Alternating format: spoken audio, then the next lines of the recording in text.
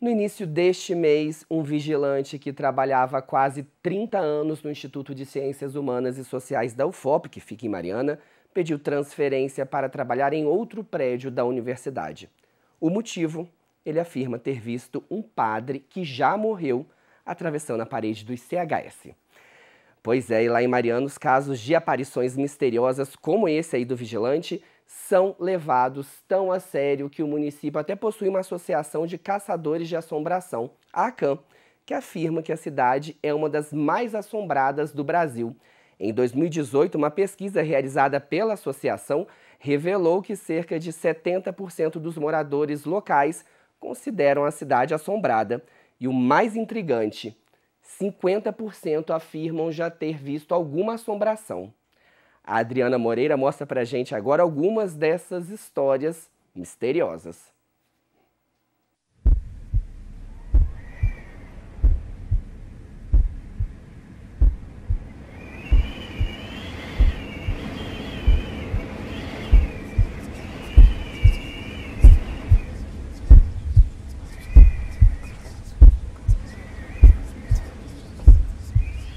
Mariana é uma das cidades mais assombradas do Brasil. E é nessa cidade histórica que foi a primeira vila de Minas que está o distrito de Furquim, um dos mais lembrados quando o assunto é assombração. Foi perto da entrada do lugarejo que um ônibus se envolveu em um grave acidente na década de 1970. 11 pessoas morreram, entre elas uma mulher que estava noiva. Quem foi lá fazer o resgate, né? Ao resgatar essa moça que faleceu, ela veio sem um anel de casamento, o anel de noivado dela. Ela perdeu o anel de noivado no acidente.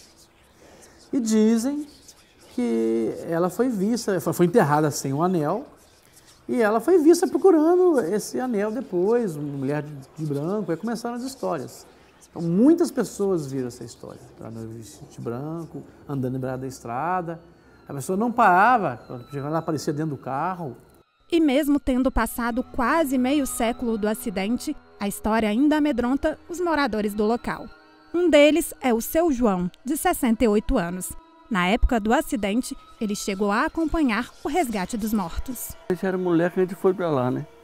Chegou lá, viu o acidente lá rolou uns 100 metros abismo abaixo. Seu João também relata que depois dessa fatalidade, sempre teve medo de passar pela estrada à noite. Toda vez que o ônibus parava, eu pedi para...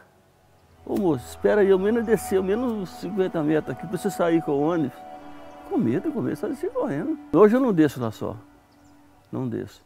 E bem no coração de Mariana está a igreja de São Pedro dos Clérigos, importante obra barroca. Segundo o Leandro, que é caçador de assombração, antes de abrigar a igreja, o local era marcado por enforcar os condenados da época. A igreja ela ficou sendo construída por muito tempo. Ela é uma igreja inacabada, não acabaram de construir.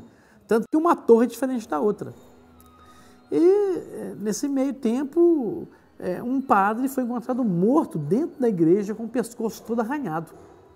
Aí eles falam que foi assombração, que foi um gato que pulou no pescoço do padre. Ainda o padre é visto nas remediações de São Pedro e atravessa paredes para lá, para cá.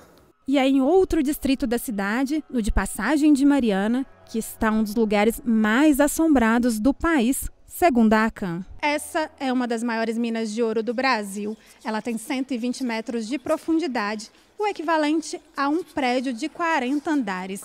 Foi daqui que saíram mais de 35 toneladas de ouro entre os séculos 18 e 20. Em dezembro de 1936, uma inundação matou 17 trabalhadores. Depois dessa data, o local nunca mais foi visto da mesma forma. Tinha um inglês que tomava conta da mina, era o capitão Jacques. E ele morreu num desses acidentes. E a história fala que geralmente ele foi sempre visto lá dentro da mina, andando a cavalo, mas muitos afirmam que ele continua andando na mina. Hoje nós, guias, também consideramos essa mina uma mina assombrada, porque ouvimos muitos barulhos, tem muitos turistas também que sentem a presença de outras talvez mortes que teve aqui. E a Bárbara também presenciou um fato inusitado dentro do local. Tem uma guia que ela me conta que sempre que ela está aqui, às vezes vindo do lago, ela escuta meu nome, escuta chamando Bárbara. E ela fala assim, Bárbara, eu Eu achei que você estava lá embaixo e eu não estava. E dentro da mina, uma imagem de Santa Bárbara guarda a memória dos mortos. Ela está aqui porque ela é protetora contra raios de trovoadas e de todas as profissões perigosas, principalmente de quem trabalha dentro da mina. Então, eles usavam dinamite, associavam o barulho com raios de trovoadas e arrogavam proteção. A Ângela Xavier e o Leandro destacam a importância de se preservar histórias como essas. A gente tem que ter uma identidade. Se você vira, tudo bem, eu posso ser cidadã do mundo, rodar o mundo todo, saber a história do mundo todo, mas eu tenho uma identidade própria.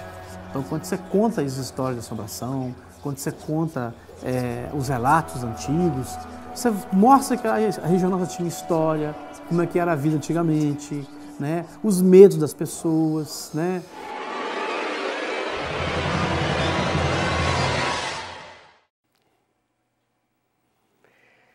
De acordo com a Coordenadoria de Gestão de Pessoas da UFOP, o vigilante que eu citei antes da reportagem foi transferido do ICHS por interesse da administração pública.